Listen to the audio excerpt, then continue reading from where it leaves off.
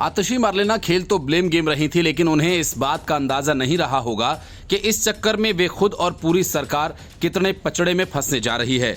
सवाल पूछ रही बीजेपी को आम आदमी पार्टी भले ही राजनीतिक जवाब दे, सदन से बीजेपी विधायकों को बार बार बाहर निकाल दिया जाए, लेकिन अब हालात ये हैं कि सुप्रीम कोर्ट भी केजरीवाल की सरकार से वही सवाल पूछ सकती है कि आखिर 9 सालों तक बिना ऑडिट कराए हजारों करोड़ खर्च कैसे कर दिए गए।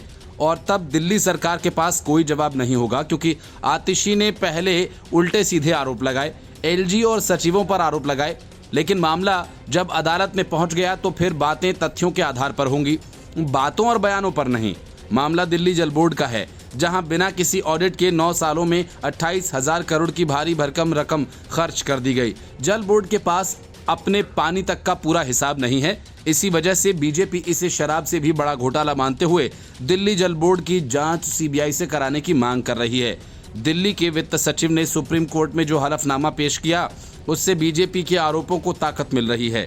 भाजपा ने दिल्ली भाजपा प्रदेश कार्यालय पर पार्टी के विधायकों और प्रदेश अध्यक्ष ने संयुक्त प्रेस वार्ता आयोजित की, जिसमें प्रदेश अध्यक्ष वीरेंद्र सचदेवा ने आरोप लगाया कि जल बोर्ड में शराब से भी बड़ा घोटाला हुआ है। दिल्ली सरकार के वित्त विभाग ने सर्वोच्च न्यायालय को बताया कि बीते 9 वर्षों में 28,400 करोड़ रुपए का कोई हिसाब नहीं है, इसलिए जल बोर्ड के मामले में सीबीआई जांच होनी चाहिए। वित्त सचिव ने यह भी कहा कि जल बोर्ड 73,000 करोड़ रुपए के कर्ज में डूबा है। बीजेपी का कहना है कि घाटे को पूरा करने के लिए दिल्ली की जनता पर भार बढ़ाने का प्लान तैयार किया गया।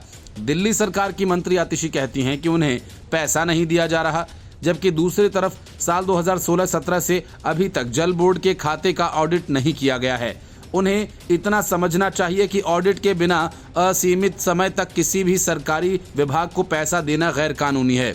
9 मार्च को मंत्री की ओर से लिखे गए पत्र में कई बातों का खुलासा हुआ है। पत्र से जानकारी मिली है कि 59% पानी से कोई रेवेन्यू नहीं आता।